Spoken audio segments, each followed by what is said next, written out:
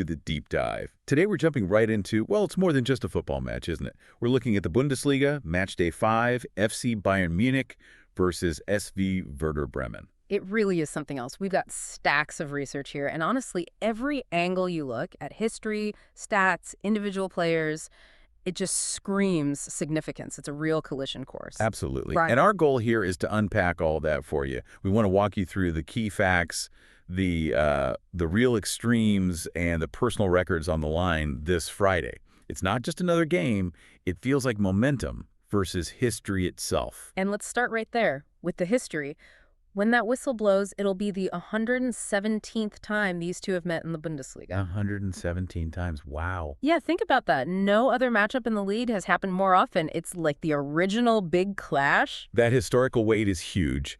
But, it smashes right up against the current reality, doesn't it? I mean, historically, Bremen were a nightmare for Bayern. They've lost 27 times to Werder in the league. That's right. Only Gladbach have beaten them more often, with 28 wins. So Bremen were a genuine rival, a serious threat for decades. Exactly. But what's fascinating, or maybe alarming depending on your view, is how that's shifted. Look at the recent past. Bayern have lost just one single game out of the last 31 top-flight meetings with Werder. Just one. Just one. That was a 1-0 loss back in January 2024 at the Allianz Arena. One loss in, 15, 16 years? Yeah. That's not really a rivalry anymore, is it? Yeah. It's sustained dominance.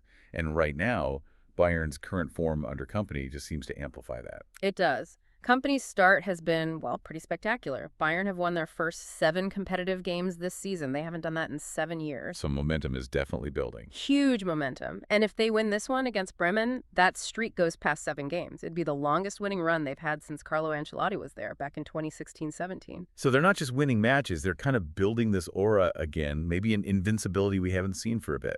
Precisely. And that puts pressure on Company, too, right? He needs to show this isn't just a hot start. Beating an Ancelotti-era record, that's a big statement for his tenure.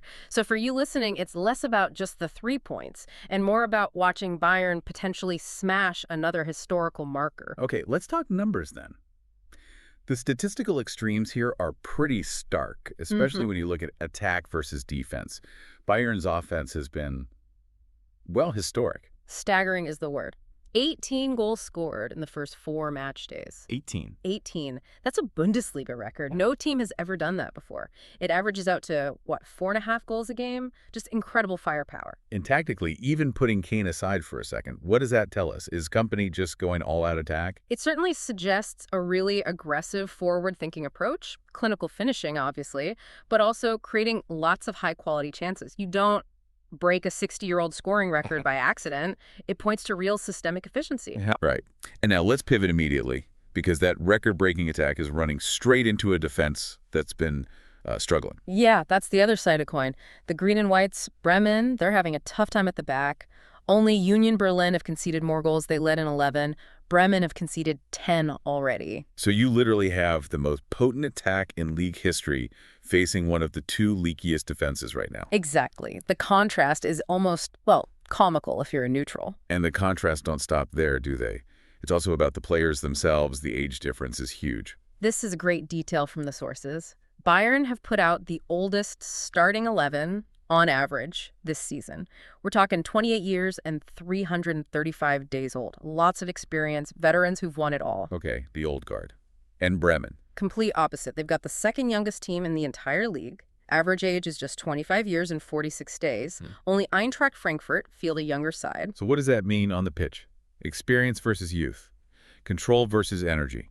Yeah, that's exactly it. Tactically, it matters. Bayern, the older side, they'll likely want to control the game's tempo, use their experience, be precise.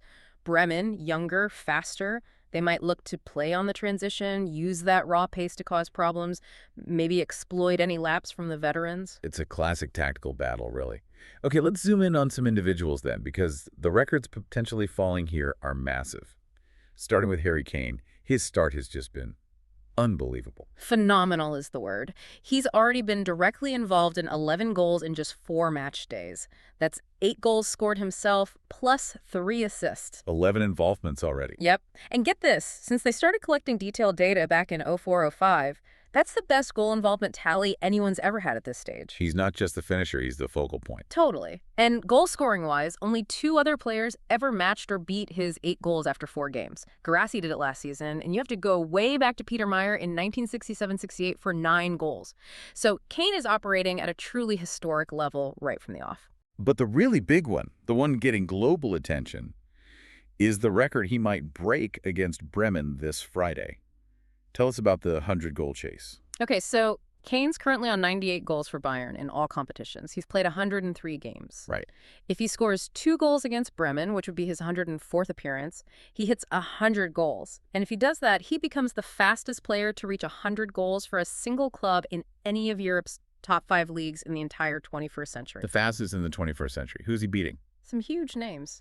Cristiano Ronaldo needed 105 games for Real Madrid to hit 100. Erling Haaland also needed 105 games for Manchester City. Wow. So for Kane to potentially do it in 104, it just speaks volumes about his immediate impact and sustained level. It's arguably unmatched efficiency in modern football. And it's not just open play, is it? There's that penalty record, too, which highlights his composure. Oh yeah, that's a fascinating little nugget. Kane was the very first player in Bundesliga history to score all of his first 17 penalties. His first 7. Exactly.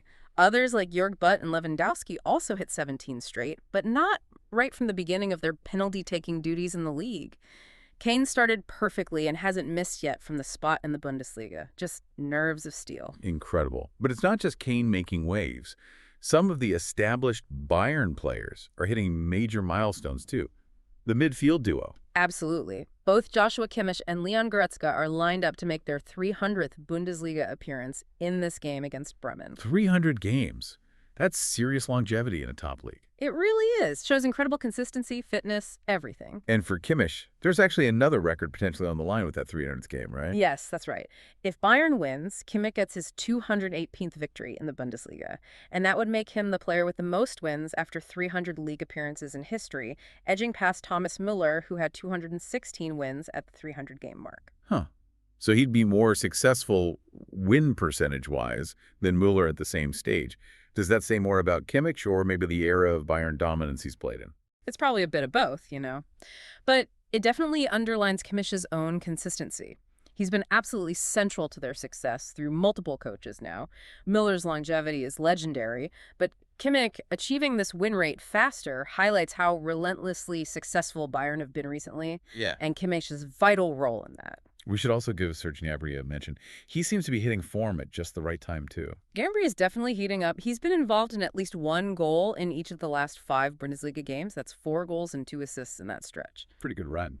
And what adds a little spice here is the opponent, Werder Bremen, his old club. Ah, does that actually make a difference? Playing against your former team? Well, the stats suggest maybe it does, psychologically perhaps. Gnabry already has 10 goal involvements against Werder in his career. That's the second highest tally against any team he's faced, only behind FC Köln, who he has 12 against. So he seems to relish playing Bremen. Okay, so we've laid out a pretty strong case for Bayern dominance, individual records falling left and right. But let's ensure we give the other side its due. For the listener wanting the full picture, why shouldn't we just write Bremen off completely here? What's their wild card potential? Yeah, this is really important because, as you know, games aren't played on paper. Despite all those daunting stats, despite that 1 win in 31 games stat, Werder has something significant going for them. Their away form. It's been surprisingly good. Okay, tell us about that away form. What makes it stand out? Well, for starters, they just smashed Mönchengladbach 4-0 away from home recently. That was their biggest Bundesliga away win in 5 years. A real statement victory on the road. And that wasn't just a one-off. No, look at the trend. They've only lost 1 of their last 7 away matches. In that run, they've got 5 wins and 1 draw. And if you zoom out further, since the start of last season, only Bayern themselves, with 13 away wins, have won more Bundesliga games on the road than Bremen's 10. 10 away wins since last season started. That's actually really impressive for a team not fighting at the very top. So they're one of the best road teams in the league, statistically. Pretty much, yeah. It's a strange paradox given their overall standing sometimes. So what's the secret then? Do they set up differently away? Maybe that younger squad thrives on the counterattack. That seems to be the key. They often use that youthful pace really effectively in transition away from home, maybe less pressure than playing at the Weser Stadion. They can sit a bit deeper, absorb, and then try to hit teams quickly on the break. That speed and directness is exactly the sort of thing that could trouble Bayern's older, more possession-focused setup. That really does make them a wild card then, capable of these big away results. But, and we have to mention this, they just lost 3-0 at home to Freiburg. So it's definitely been a roller coaster start, as the sources put it. Exactly. Unpredictable is the word. They can produce something brilliant one week and collapse the next. But that very unpredictability, combined with that strong away record and the fact they did beat Bayern relatively recently, well, it makes them dangerous. They have that psychological ace, perhaps, knowing it can be done. Okay, so let's try and tie this all together for you, the listener. What you're looking at this Friday is, first off, the most played fixture in German league history. It's a match defined by stark contrasts. A record-shattering attack versus a struggling defense. The league's oldest team versus its second youngest. Yeah. And layered on top of all that, you have potentially history-making individual milestones for Kane, for Kimmich, maybe even for Gnabry against his old side. Plus the team chasing its own winning streak record. Which really sets up the big question for Friday night, doesn't it? What carries more weight in football? Is it that crushing momentum, the statistical dominance, Bayern chasing records on multiple fronts? Or is it the psychological edge, however small, that comes from being one of the very few teams to actually beat them recently, and being the club, bar Gladbach, that historically troubled Bayern the most? Can this unpredictable Bremen side, so good on the road, actually derail this Bayern machine right when global and club records are within grasp? It's momentum versus history, experience versus youth. It should be fascinating to watch unfold.